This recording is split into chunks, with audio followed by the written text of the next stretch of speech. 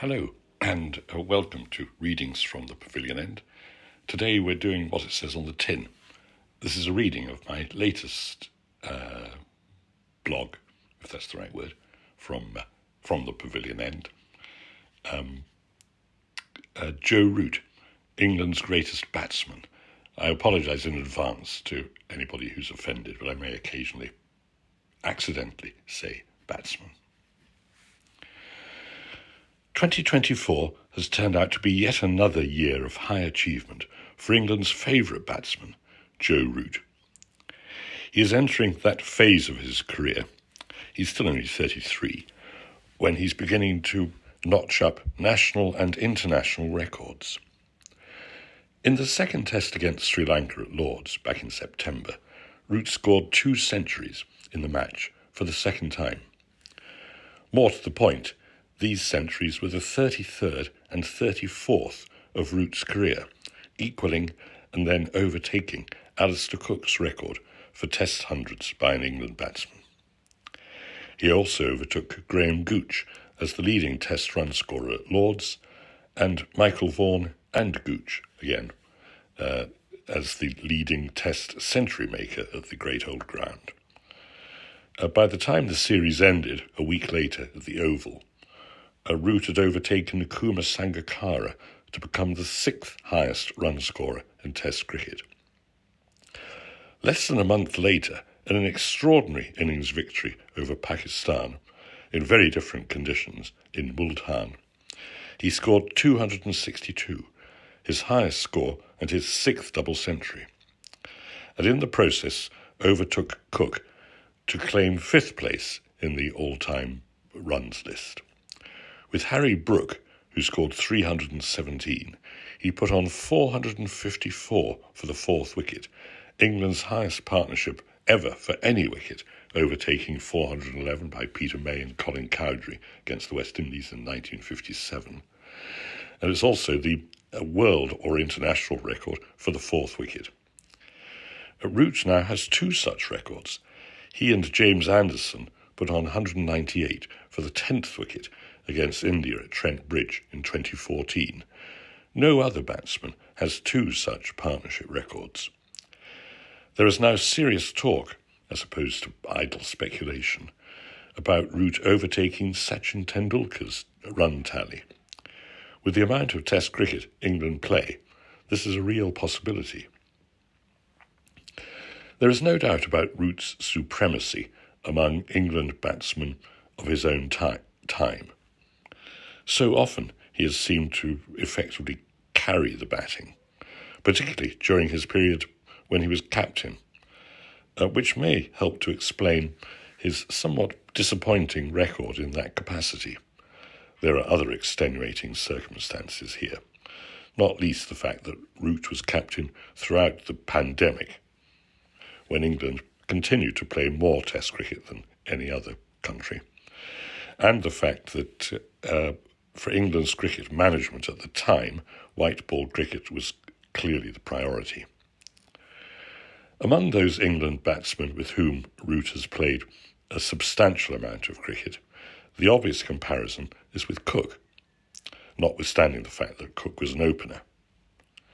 One gets the feeling, listening to Cook's well-informed and good-humoured commentary, that he would dismiss any such comparison.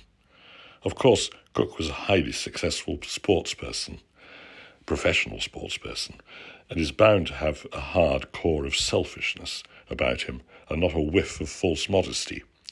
He also has a remarkable Test career of his own. Bearing in mind that he played in an era when opening the batting, especially in England, was peculiarly challenging, it is remarkable that he is the only opener in the top 12 Test run scorers of all time. But Cook has referred to Root's genius. Even in his most self-regarding moments, he would never have thought of himself in that way, let alone express such a thought. Cook had a Test match batting average of 45, while Root's average is currently 51. This is relevant. Both men have played, in Root's case, an exceptional amount of Test cricket, and a career average over such a long period really tells you something. 50 is conventionally accepted as the mark of greatness for a Test match batsman.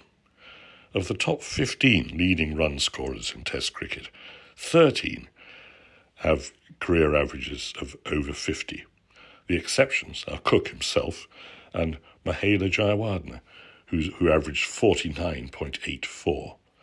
This is obviously not a coincidence. You could be a top Test side without having anybody averaging 50. Andrew Strauss's England side, which was Test cricket's unofficial top dog in the years before Root's career started, had a powerful and consistent top five who averaged between 40 and 47, plus Paul Collingwood and Matt Pryor. The fact is, you have to go back to the 1960s for an England batsman with an average of 50 or more, Ken Barrington, who averaged an exceptional 58 over 82 tests, and before him, Len Hutton and Dennis Compton, whose careers started before World War II. Of course, Brooke currently has an average of over 50. It's early days yet, but it would not be surprising to see him extend that period. Are there other contenders for the essentially subjective title of England's greatest batsman? Gooch has his supporters. When he was Root's age, in 1986, he had a Test average of 37. But by the early 1990s, many people regarded him as the best batsman in the world, making brilliant and valuable runs against the very best attacks, and in the Lord's Test against India in 1990, scoring 456 runs, more than anybody else has ever scored in a Test match, including 333 in the first innings, the last triple century by an Englishman before Brooke. And Gooch was a dominator at the crease in a way that Root really isn't. Two other England batsmen deserve a mention in this context. Neighbours, probably forever in the all-time runs list, with 8,181 at 47.28 and 8,114 at 47.72 respectively, Kevin Pietersen and Geoffrey Boycott were as different from each other and also as similar to each other as it is possible to be. Each had elements of genuine greatness. Each played a leading role in Ashes series wins, both home and away. Each was incredibly divisive and took selfishness to new levels. But Pietersen was a dominator, like Gooch. On his great days, he was Gooch plus. Boycott, on the other hand, was a master technician, once dropped for scoring too slowly. So, whatever one says, Root is in exalted company. The same is clear when he is compared to his peers from other countries. It was the late, great Martin Crowe who identified the Fab Four: Steve Smith, Virat Kohli, Kane Williamson, and Root. They're of the same cricketing generation, more or less the same age. Around 2019, there was a feeling that Root was falling behind the others. This manifests itself in one particular issue, a big issue for a player at this level: his conversion rate, the regularity with which he turned 50s into centuries. In 32 tests between January 2018 and December 2020, Root made 4 hundreds. He then had a total of 17 Test centuries, well behind Kohli on 27, Smith on 26, and Williamson on 23. Then something happened. It's not exactly clear what. Maybe the pandemic gave Root a chance to reflect. It appears that he examined aspects of some of his great contemporaries' play, especially Williamson. As of October 2024, Root has 35 Test centuries. He has doubled his haul since December 2020. Smith and Williamson have 32, Kohli 29. Williamson averages just over 50 and Kohli just under. Smith averages 56.97, but after the 2019 Ashes, he averaged 62.84. Root has averaged 59 in the last couple of years. His supremacy at this particular moment seems unchallengeable. Of course, it's not just about numbers. Root has always been a lovely player to watch, a batsman who always seems to be in control and to make things look so easy. It is extraordinary how often he seems to get off the mark from the first ball. Before you know it, he's got 25.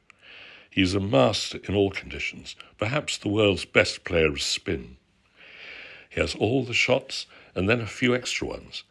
He was the English batsman who had the least need to adopt to the Bazball era, but loyalty to the cause led him to try out reverse ramps and the like with spectacular, if slightly mixed, results.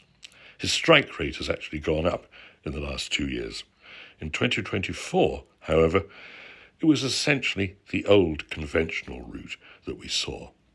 On the first day of that Lord's Test against Sri Lanka, when he made 143 off 206 balls on the first day, the first time he tried something quirky, he was out. At 33, Root is still just about at his peak. His powers certainly don't appear to be diminishing at all. The hunger, the drive, and the fitness demonstrated in Multan were awe-inspiring. One can be certain that he still has one clear personal ambition. On 3 tours of Australia, 2 as captain, he has yet to score a Test century there. Root will be very keen to put that right in 2025-26.